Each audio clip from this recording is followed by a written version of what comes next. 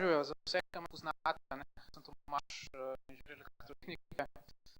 Trenutno zaposlen pa na Manti in sem se v bistvu srečal z tole zverino, kjer bom dogovoril danes. Namreč na konc, v bistvu na začetku lanskega leta je Aleš iz San Francisca na konference prinesel tega pleva, tega lerotka, češ da smo po celom pisarni na podolča. No, hitro smo ga krstili za Pikija, ampak lahko si predstavljate, da pač tako igrač kot otroke 10 računalničarjem, zato ne bo se ni zelo prav dobro. No in res se je malo Piki v sumljivih okoliščinah zlomil vrat, ampak takrat garancija že šla, nobeno se ni v bistvu ga ljubili čiljati v American Service. In tako sem ga v bistvu dobil na delavnico, kjer sem ga 3 mesece spiral in raziskal njegovo atomijo in poskušal popraviti škodo. In tako nekako, to so nekako dogodki, ki so pripeljali do tega plavanja. No. Ja, plan je nekako tak danes. No. Najprej par splošnih podatkov, kaj pleo je, potem je kratek foto v stvari njegovi notranjosti, pa mogoče še kakšen nasvet koga, ki bi tudi zasrbel prsti, da viš kaj šal po notranjosti. No, ko sem ga dobil v roke, tako kot sem danes navadil, naprej sem šel pogledati na internet, in sem gotov, da se da kar dosti zvedeti tudi, da bi mu v bistvu dosti pogledal pod kožo. Začetek Viseten podoben omen tega legoda, Caleb Chunk je pač posodil kot idejni oče plevata, mogoče se kdo spomne.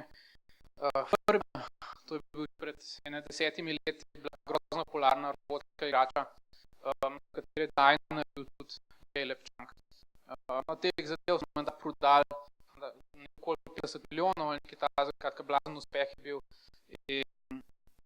Da, gospod Chunk je menda s njimi zaslužil toliko, da bi lahko se mirno pokojil na kakšnem tropskem otoku, ampak namesto tega je šel postaviti novo firmo, Jugobe, in katera namen je bil nekako izdelati eno bolj sofisticirano igračo, nekaj, kar bi imeli malo več, kasneje na elektromotor, pa en malo kontrolne elektronike, kot krale Furby.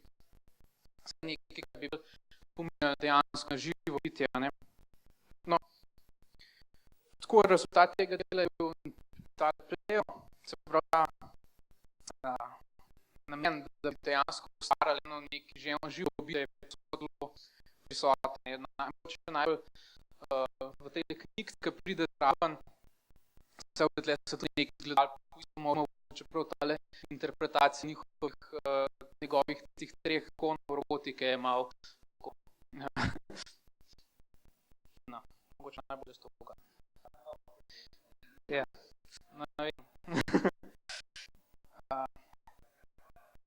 Ja, no, skratka, tale knjiga zelo, če bi ta pravi kuški muci prihajali z navodili, bi verjetno ta navodila zelo podobno zgleda tej knjigi. Namreč, ne vem, se takoj na ta prvi odstavku piše, da kljub temu da se v knjigi na plevata sklicujejo v moški obliki, pa ni nujno, da tako se ga dobili je res fantak, pa tako, poln takih primerov. In tu verjetno so se dizajnerji dobro zavedali, da bi so veliko vpliv kot ocenjuješ realnost enega robota, mogoče umetne inteligence, odvisno od tvoje mišlije, pa očakovanje, dejansko tako, tudi mi naredili, pa tudi so propaganda in internetu težko. Ampak, to mogoče bolj tema, kakšno družboslovno predavanje. Sem bolj osredotočil na tehnične detalje. Ja, v navodilih takoj na začetku je ta slika, ki mislim, da zelo dobro pokaže, kako pleo zaznava svojo okolico. Pravi, če gremo če kar prsti, tukaj pokažem. Se pravi, nos ima kot prvo nos kamero, to je VGA ločljivosti, se pravi, 640x480, nekaj tazga, ker so bili te prve fotoaparati na mobilnih telefonih. Na nosu ima še infrardeč sprejemnik oddajn. To za kakšno daljinsko upravljanje, ampak za komunikacijo z drugimi peleti v okolici, če se da skupaj, pa se tudi znata pogovarjati med sabo, pa se uvokata, pa tako naprej. No, kar se senzorjev tiče, je tukaj še mogoče najbolj zanimiva stvar na dotik občutljiva koža. Samo tle na tej sliki so pokazanih 8 regij, ki so občutljivi na dotik, se pravi 2 na hrbtu, na odcaj noge, ena na poglavje, pa pod brado. Potem na dotik, na pritik občutljive noge, se pravi, robotek ve, kdaj stoji na nogi, oziroma kdaj ga nekdo mogoče drži v zraku. Seveda potem še v ustih ima fotocelico, tako da ve, kdaj nekaj drži v psu. Kar se tiče še ta tilt-check senzor, tukaj pa se pravi, da ve, kaj je na pravilno nogi, ali je mogoče leži ali pa na hrbtu. No, potem za komunikacijo mogoče še v gobčku en zvočnik, se pravi, da se lahko preglaša, ne, se prej tudi slišali. No, mogoče pa tam nazadnje je še en rear speaker.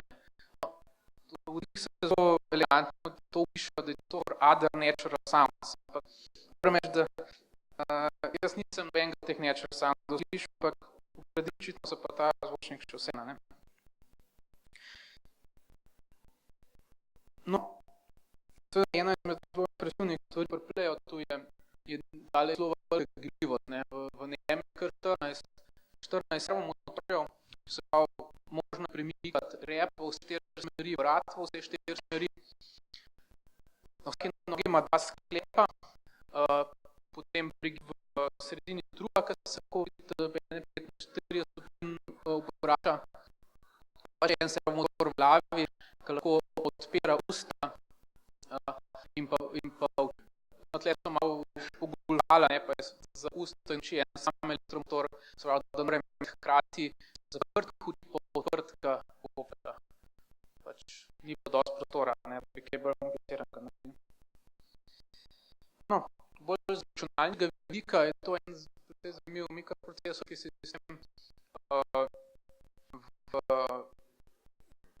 kot centralno vlogo en Atmel 32-bitni mikromil, se pravi na osnovi jedra ARM7. Pomaga mu še en na isti osnovi, podjetje NSP, ki je specializiran za obravnavo slike pa zvok, se pravi ščita iz mikrofonov. Prej pozabil, da imam še 2 mikrofona na vsaki strani glave, da lahko v teoriji iz kje smeri prihaja zvok. Ja, kar se nazaj mikrokontroler, še 4 pač neke majhne 8-bitne mikrokontrolerja, vsaj tako piše, zdaj nisem videl, katere točno znamke so. Te ne bi skrbeli za koordinacijo gibov, se pravi, na ta servomotorjev. Kar se perifерije tiče, je še USB priključek pa reža za tele digital kartice. To je predvsem trenutno v uporabi za nadgradnjo softverske opreme, ali pa mogoče je pač na temi SD-kartici dodati nek drugo osebnost, da se obnaša, prej smo videli neka Godzilla in tako naprej. No, kar se programske opreme tiče, zdaj prav podrobnosti niti ne znam, ker izbor koda ni na voljo. Podjetje že kar nekaj časa obljublja, da bo na voljo nek poddevelopment kit, se pravi neko različno okolje, s katerim bo